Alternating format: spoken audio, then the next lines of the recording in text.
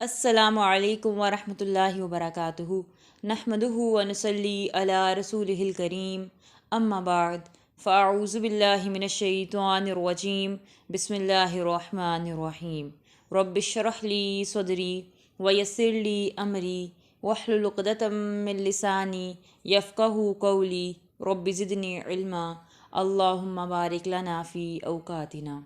ہم دیکھ رہے تھے کہ ہم اپنے رمضان کو کیسے بہتر سے بہترین بنا سکتے ہیں۔ تو پہلا سٹیپ تو ہم نے دیکھ لیا تھا کہ اخلاص ہونا چاہیے، ہم نیت سے کام کریں، اچھی نیت کے ساتھ کام کریں، اللہ کے لیے کام کریں۔ اس کے بعد جو دوسری سب سے اہم چیز آ جاتی ہے وہ ہے دل کی صفائی، کیونکہ دل صاف ہوگا تو کام اچھا ہوگا نا۔ جگہ صاف ہوتی ہے، نیٹ اینڈ کلین ہوتی ہے، تو پھر آپ کا دل کرتا ہے نا کہ یہاں اس کو اور ڈیکوریٹ کیا جائے، اس کو اور سجایا جائے، اور وہ دیکھنے میں بھی پھر اچھا تاثر دیتی ہے، اچھا اثر رکھتی ہے۔ تو جب دل صاف ہوگا، دل کے اندر کوئی میل، کینہ، حسد، بغض نہیں ہوگا، تو ظاہری بات ہے کہ آپ کی عبادات بھی پھر زیادہ روشن اور منور ہوں گی۔ تو اب سب سے پہلے تو ہمیں اپنی نیت کو درست کرنا ہے۔ تو دوسرا عمل کیا ہے کہ اپنے دلوں کو پاک صاف رکھنا ہے۔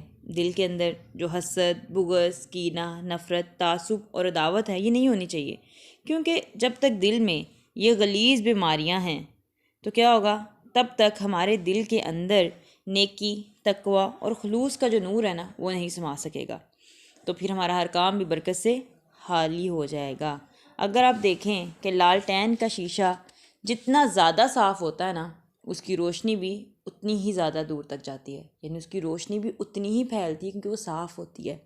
اسی طرح جب ہمارا دل صاف ہوگا نا تو اتنا ہی زیادہ چمکے گا۔ سیدنا سعد رضی اللہ تعالیٰ عنہ جب مسلمان ہوئے تو ان کی عمر 30 سال تھی، اور 36 برس کی عمر میں وہ اس دنیا سے رحلت فرما گئے تھے، یعنی انہوں نے اسلام کی حالت میں صرف 6 سال گزارے تھے۔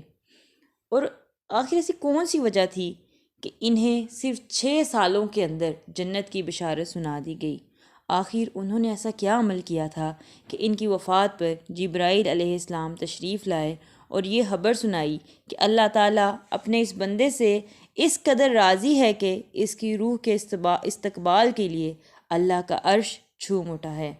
پھر یہی نہیں بلکہ 70,000 فرشتے ان کے جنازے میں شریک ہونے کے لیے آسمانوں سے زمین پر اترے۔ 70,000 فرشتے، سوچیں کتنی مبارک روح تھی۔ آخر ان کو اتنی فضیلت کیوں ملی؟ ایسے کیا اسباب تھے کہ ان کو اتنی عزت بخشی گئی؟ تو جب مختلف احادیث کو جمع کر کے دیکھتے ہیں تو پتہ چلتا ہے کہ جب ایک صحابی ان کے گھر گئے اور ان سے پوچھا کہ آپ کو جنت کی بشارت کن اعمال کے بنا پر سنائی گئی، تو انہوں نے 3 اعمال بتائے تھے۔ فرمایا، میں نے کسی بھی مسلمان کے متعلق دل میں کینہ نہیں رکھا، یعنی میرے دل میں کسی بھی مسلمان کے متعلق کینہ نہیں ہے، برائی نہیں ہے، اور نہ ہی میرے دل میں کسی کے بارے میں کوئی گرہ اور کھوٹ ہے۔ جیسے ہم لوگ بعض اوقات بظاہر تو بہت اچھے باندھے رہے ہوتے ہیں، مگر دل میں ہم کسی سے متنفر ہوتے ہیں، دل میں اس کو برا بھلا کہہ رہے ہوتے ہیں، اس سے الجھن محسوس کر رہے ہوتے ہیں۔ اور تیسری بات وہ کیا کہتے ہیں، میں نے کسی بندے سے ایسی کسی بھی چیز پر حسد نہیں کیا جو اللہ تعالیٰ نے اسے عطا فرمائی ہو، یعنی اللہ نے جو اس کو دیا میں نے اس پہ حسد نہیں کیا۔ 3 باتیں آئی ہیں کہ کینہ نہیں رکھا، کسی کے لیے کوئی کھوٹ اور گرہ نہیں رکھی، اور حسد نہیں کیا جو کسی کو مل گیا۔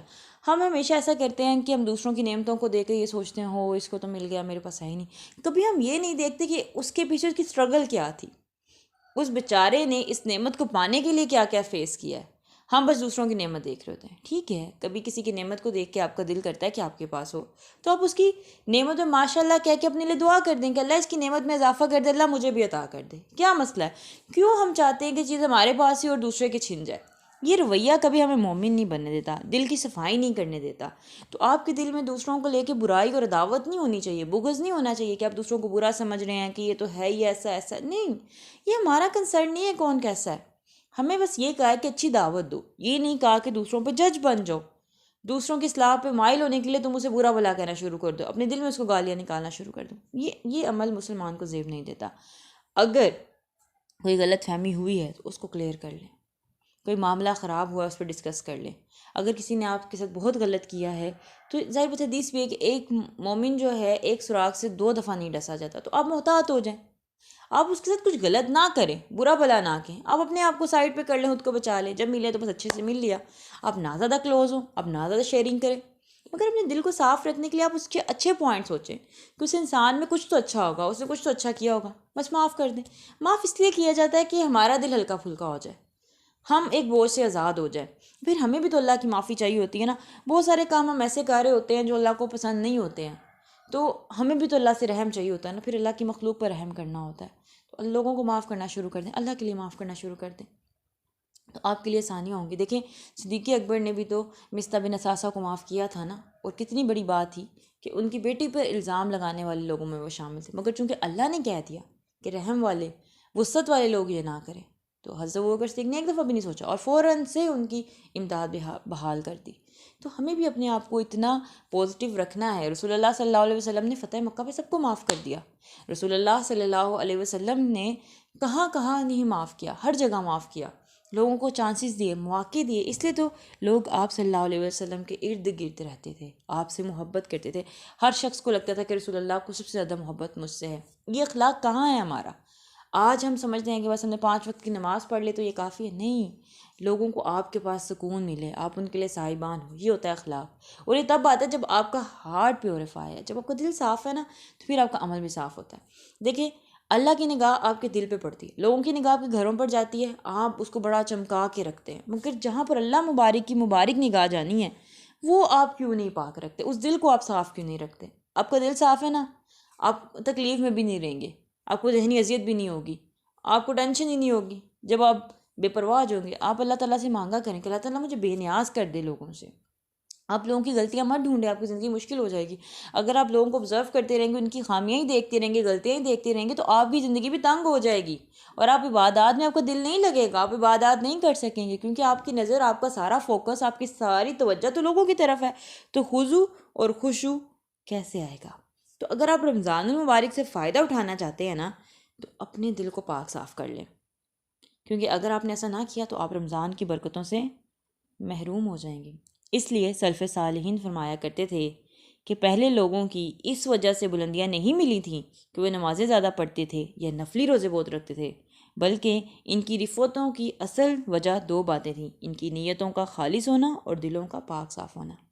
ٹھیک ہے، وہ بہت پابند تھے ہماری نسبت نماز روزے قرآن کے، مگر ان کے دل بھی صاف تھے، ان کی نیتیں بھی اللہ کے لیے تھے، ان کے کام اللہ کے لیے ہوتے تھے۔ تو اگر آپ رمضان المبارک سے صحیح فائدہ اٹھانا چاہتے ہیں تو یہ تبھی ممکن ہوگا جب آپ کا دل صاف ستھرا ہوگا، کیونکہ یہ دل جو ہے نا، یہ ایمان کا مسکن ہے، جیسا کہ سورہ حجرات میں آیت نمبر 7 میں اللہ سبحانہ و تعالیٰ کا فرمان ہے، وَزَيَّنَهُ فِي قُلُوبِكُمْ، کہ اللہ تعالیٰ نے اس ایمان کو تمہارے دلوں میں مزین فرما دیا ہے۔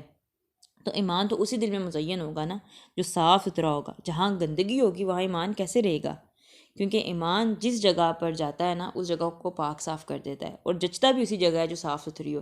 آپ اسمیل میں نہیں رہ سکتے نا، اگر آپ کی طبیعت بہت نفیس ہے، آپ کو صفائی پسند ہے، تو آپ دیکھیں ذرا سی ڈسٹ لگ جاتی ہے، بار بار ہاتھ دھوتے ہیں۔ آپ دیکھیں گے کچھ لوگوں کو ذرا سا ان کا ہاتھ کہیں لگتا ہے فون سے دھونے بیٹھ جاتے ہیں، کیونکہ ان سے برداشت نہیں ہوتا۔ تو ایک اچھی اور بری چیز کیسے اکٹھی رہ سکتی ہے؟ اگر آپ کا دل آلودہ ہے، دل گندا ہے، تو اللہ کی یاد کیسے وہاں سما سکتی ہے؟ اللہ کا پاک کلام وہاں کیسے جا سکتا ہے؟ تو اپنے لوگوں کو معاف کرنا سیکھیں، لوگوں کی غیبت کرنا چھوڑیں، لوگوں پر نظر رکھنا چھوڑیں، لوگوں کے معاملات میں دخل اندازی کرنا بند کریں، لوگوں کے متعلق آل ٹائم سوچنے سے خود کو روکیں۔ ٹھیک ہے، اچھا سوچیں، اچھا دیں، لوگوں کو ڈسکس کرنا چھوڑیں، آپ کے دل صاف ہونا شروع ہو جائیں گے، اپنے آپ کو پروڈکٹیو چیزوں کی طرف لائیں، آپ کے دل صاف ہونا شروع ہو جائیں گے، تسبیحات کرنا شروع کریں، آپ کے دل صاف ہونا شروع ہو جائیں گے، اللہ سے باتیں کرنا شروع کریں، آپ کا دل صاف ہو جائے گا، رسول اللہ صلی اللہ علیہ وسلم کی سیرت پڑھیں، آپ کا دل صاف ہو جائے گا، صحابہ اکرام کو پڑھیں، ان کے معاملات دیکھیں وہ کیسے کرتے تھے ایک دوسرے کے ساتھ، آپ کا دل صاف ہو جائے گا۔ یہ کبھی نہیں تھا کہ صحابہ میں کبھی اختلاف نہیں ہوا، ان میں بھی اختلاف ہوتا تھا، مگر چونکہ وہ وسعت والے تھے، دلوں میں گنجائش تھی، دلوں میں پکیزگی تھی، تو ان کے معاملات بگڑتے نہیں تھے، سنور جاتے تھے، کیونکہ ان کے دل صاف تھے۔ اللہ ہمارے دلوں کو صاف کرے، کیونکہ یہ دل ہے نا، یہاں پہ صرف صفائی جچتی ہے، یہ ایمان کا مرکز ہے، تو اس کا صاف ہونا بہت ضروری ہے۔ یہ آپ کے اعضاء کا بادشاہ ہے، یہ آپ کے اعضاء سے وہی کام کروائے گا جو اس کے اندر ہوگا۔ تو اگر یہ صاف ہوگا، یہ صحت مند ہوگا، تو آپ کے اعمال بھی اچھے ہوں گے۔ اگر یہی بیمار ہوگا، یہی لاغر ہے، تو پھر آپ کے اعمال بھی لاغر ہوں گے۔ تو اللہ ہمیں معاف کریں، اللہ ہم سے درگزر کریں۔ السلام علیکم ورحمۃ اللہ وبرکاتہ۔